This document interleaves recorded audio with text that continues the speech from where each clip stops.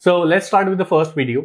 What is operating system, right? So if you're watching this video, you would be using an operating system definitely, else I don't think you can watch this video.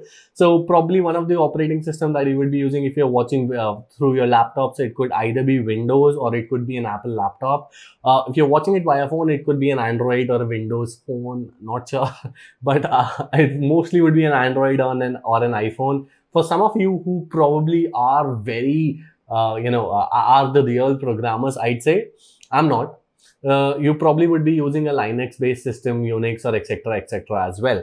So these are the four examples of operating systems. There are multiple operating systems apart from that as well. There are few primary jobs of an operating system, right? So what is an operating system? And again, this is a very important interview questions as well. People say that, okay, operating system is like Windows. So don't give examples first. Examples will come later. So operating system is nothing but an interface between the computer user, that is you or me, and the computer hardware. There's a hardware that provides computing power, right? So it's nothing but electronic signals which are doing calculations, etc. So that is providing you computing power. Now, as a user, you cannot use that computing power. So in that case, you need a few tools so that it becomes a little easier for you to practically use that computing power in a user-friendly way, right? So operating system is nothing but an interface between a computer user and a computer hardware. An operating system is a software which all performs some basic tasks like file management. So basically your files, whatever you're storing, naming them, where they are stored, how they are stored, in which format they are stored, also, are they stored in a continuous way or at different locations, and how they are mapped into a particular folder, etc. Memory management. Obviously, you would have different kind of memories, right? So you have secondary memory, you have primary memory, you have cache memory. There are different versions of memory as well. So different kind of memory management so that you have proper utilization of all of those memories. Sometimes you may not need a certain part of the memory for a very long time. So that should be stored some particular place, but some part of the memory you would be required, you would be asking them again and again, so it would be stored a little faster, or somewhere else, so that it could be accessed faster on a continuous basis, and some kind of memory even faster.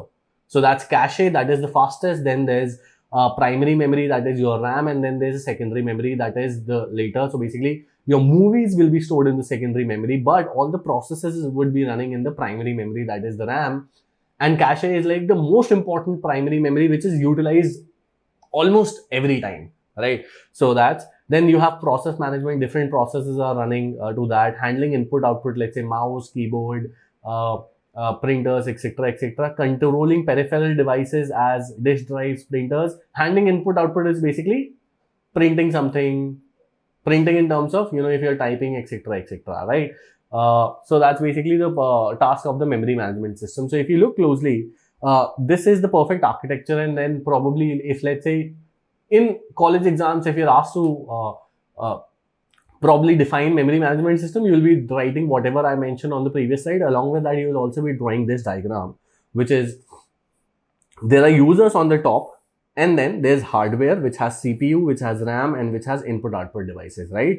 The operating system is basically, there are system softwares, and then there's application software. So application software is like your Chrome, Mozilla, your games, Microsoft Word, Excel, etc., calculator, etc. And then there are system software, which is basically required for the system to run itself, right? And then all of these work on the top of the operating system, right?